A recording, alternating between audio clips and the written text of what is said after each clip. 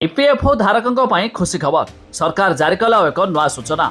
जदि आपणकर ईपीएफओ रही है आपण भी ईपीएफओ ग्राहक तेज आपण आसूची एक बड़ घोषणा मिलवाक जाऊँ खुशी खबर। बढ़ पीएफ सीमा एवं 30,000 टंका हेब सैलरी लिमिट। आसतु भिडियो जानिबा ता पूर्व वीडियो को लाइक करेंगे, सब्सक्राइब करनथिले एवं सब्सक्राइब करी पाखरे थिबा बेल आइकन को दबाई देबे। कर्मचारी भविष्य निधि संगठन अर्थात ईपीएफओ सदस्यों पर एक बड़ खबर सामना को आसुची। केंद्र सरकार पीएफ कवरेज पई वर्तमान मासिक वेतन सीमा को वृद्धि करने को प्रस्तुत चलाउछंती। जदि यह प्रस्ताव उपरे मोहर बाजे तेबे लक्ष लक्ष कर्मचारी सामाजिक सुरक्षा घेर को आसिबे। वर्तमान ईपीएफओ अधीन रे बाध्यतामूलक पीएफ कवरेज पई मासिक वेतन सीमा 15,000 टंका रही। तेबे सरकार यहाको बढ़ाई 25,000 रु 30,000 टंका करने को विचार करुछंती। 2014 मसीह एही सीमा को 6,500 टंका रु वृद्धि करा जाई 15,000 टंका कराइथिला।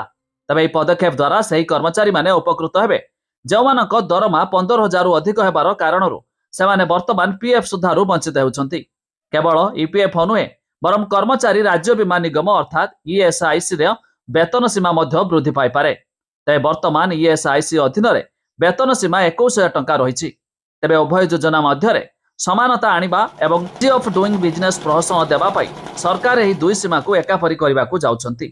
तेबे सैलरी लिमिट वृद्धि पाइबा द्वारा कंपनी बा नियुक्तिदाता उपरे आर्थिक बोझ बढ़िबो।